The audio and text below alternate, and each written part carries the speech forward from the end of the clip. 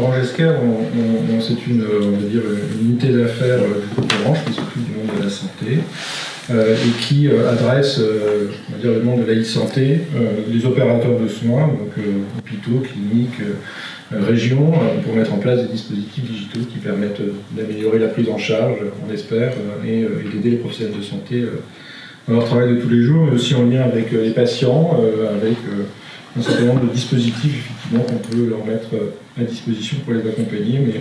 globalement on travaille beaucoup avec le secteur de la santé et les hôpitaux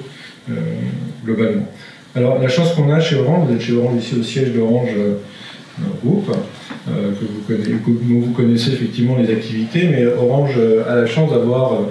des capacités d'innovation pour d'abord apporter les réseaux, travailler sur les nouvelles technologies qui vont permettre d'apporter justement ces outils digitaux au plus proche de tout un chacun. Et grâce à cette capacité d'innovation, en fait, on essaye, nous, assez simplement d'accompagner le secteur et d'essayer d'imaginer des dispositifs qui vont permettre de mieux connecter et de mieux permettre le travail des différents acteurs de la santé.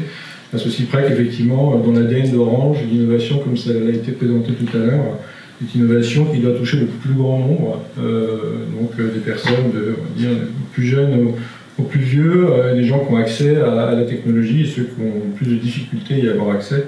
Et on essaie effectivement d'avoir une innovation la plus large possible. Alors, les innovations, évidemment, il y en a qui sont majeures, les données, les réseaux, la 5G, les objets connectés qui peuvent aussi aider dans certains cas, notamment en psychiatrie, donc je ne vais pas m'étendre, mais on s'appuie sur les capacités du groupe pour pouvoir adresser le domaine de la santé, et particulièrement un petit peu le domaine des maladies mentales qu'on regarde, nous, sous différents axes. Je vais pas revenir sur les chiffres qui ont été donnés tout à l'heure, donc ça fait... Depuis 2 ans, moi, que je suis arrivé chez Orange, j'avais rencontré Marion et je connaissais aussi Marie-Odile, dans lequel on essaie de se poser des questions pour les aider, les outiller,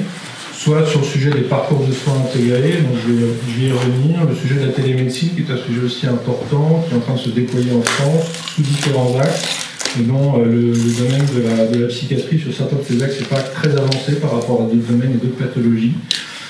Évidemment, les sujets autour de la médecine personnalisée, jusqu'à des innovations thérapeutiques qui sont plus des sujets de recherche. Alors c'est là où on a l'avantage chez Orange de pouvoir travailler avec des chercheurs qui travaillent encore aujourd'hui avec des grandes entités de recherche, des hôpitaux qui font de la recherche sur certains domaines. Alors je vais juste ramener quelques exemples pour montrer sur quoi on travaille globalement. Alors là c'est moins en recherche, mais on se rend compte que l'appropriation, l'usage, l'organisation des soins avec des outils numériques soit-il, se fait toujours de toute façon avec une organisation humaine au-dessus, ça se substitue jamais à des organisations humaines. Quand vous mettez un dispositif de télésuivi de patients atteints de pathologie cardiaque, vous avez besoin d'avoir toute la chaîne de traitement qui permet d'aller jusqu'au médecin parfois pour lever certaines alertes. Et là c'est un projet qu'on a conduit en région, donc en Isère, dans lequel en fait on a mis en place des plateformes qui permettent de mieux prendre en charge des patients en perte d'autonomie et qui seraient parfois atteints de pathologies chroniques invalidantes avec le médico-social, avec les hôpitaux et avec les patients et les aidants, donc des plateformes de coordination qui permettent de fluidifier leur prise en charge. Ça c'est des choses qu'on fait aujourd'hui en Isère.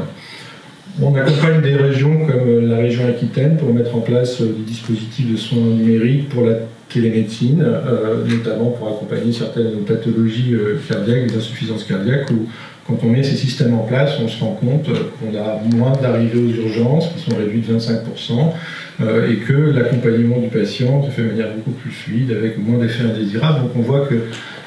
pouvoir surveiller le patient à distance, l'accompagner à distance, ça peut le rassurer, puis ça permet effectivement de faire gagner sur la prise en charge à l'hôpital du temps et même financièrement pour l'assurance maladie. On l'a fait aussi donc, sur la région Aquitaine, je ne vais pas m'étaler. Donc il y a un certain nombre de régions en France où aujourd'hui on met en place des dispositifs d'accompagnement. Et c'est fait généralement sur 4 grandes pathologies, donc les pathologies du rein, le diabète, certaines insuffisances respiratoires, des insuffisances cardiaques, mais pas dans les pathologies mentales. Et puis on peut aller jusqu'au domicile où on développe, on co-développe avec des acteurs des dispositifs qui sont comme des box, qui sont adaptés à la surveillance de personnes âgées à domicile, en lien avec des plateaux de téléassistance pour des personnes qui sont seules à la maison. Et puis on peut faire de l'innovation, de la recherche, où on va essayer de mettre des capteurs au domicile pour capter de manière passive des événements éventuellement indésirables, pour qu'il puisse y avoir effectivement une action qui soit faite. Alors ce qui est assez drôle dans ce projet-là, c'est que par exemple sur cette enceinte connectée, donc maintenant il y a des versions beaucoup plus élaborées avec de l'intelligence artificielle, celle-ci qui est très simple, il a fallu, au-delà du bouton SOS, s'il y avait un problème à la maison, il a fallu qu'on rajoute un deuxième bouton, parce qu'on se soit rendu compte que les personnes aimaient discuter avec les personnes qui étaient de l'autre côté du dispositif, donc appuyer sur le bouton pour pouvoir avoir quelqu'un avec qui parler. C'est des choses évidemment qui arrivent quand on va tester des choses en vie réelle, et on s'adapte à cela. Alors, évidemment, on a parlé de la psychiatrie et la santé mentale ont été élevées au rang de priorité, notamment dans le cadre de Ma Santé 2022. Et c'est des choses qui, pour un industriel, évidemment, sont importantes de regarder, puisque ça veut dire qu'il y aura probablement de l'investissement, il y aura pouvoir mettre en place des dispositifs avec les soignants pour les aider dans leurs tâches. Et puis, nous innovons aussi. Nous voyons aujourd'hui qu'il y a de plus en plus de start-up, de petites entreprises, et puis nous, Orange, nous avons aussi des programmes de R&D ou de recherche sur différents aspects dans le champ des maladies mentales, sur l'information, sur le diagnostic, notamment par exemple avec des dispositifs d'intelligence artificielle, d'analyse de la voix que l'on porte chez Orange, des outils ce qu'on appelle le digital phenotyping qui permettent, grâce à des outils numériques, de caractériser certaines pathologies ou anticiper certaines rechutes, et puis d'autres dispositifs autour de l'observance et l'utilisation d'agents conversationnels, comme d'autres startups évidemment. On voit bien qu'il y a un terreau aujourd'hui, que ce terreau peine à se diffuser, et en tout cas ça fait partie des choses que nous regardons pour essayer de l'aider, d'aider ce terreau et ces entreprises à se diffuser. Alors, j'en parlais tout à l'heure très rapidement. Je pense qu'un des enjeux aujourd'hui, probablement au-delà de la recherche, mais dans la prise en charge,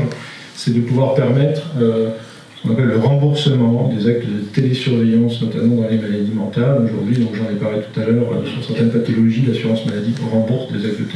de télésurveillance, mais pas encore sur des pathologies mentales. Je pense que probablement, il faut que les choses évoluent dans ce domaine pour permettre justement la mise en œuvre de nouvelles organisations de prise en charge de télésurveillance de certaines de ces pathologies. En tout cas, nous, industriels, on appelle effectivement à ce que les choses puissent évoluer dans ce domaine-là pour permettre la mise en place des nouveaux outils qui vont permettre aux professionnels de santé de mieux prendre en charge leurs patients. Je vous remercie. Merci beaucoup.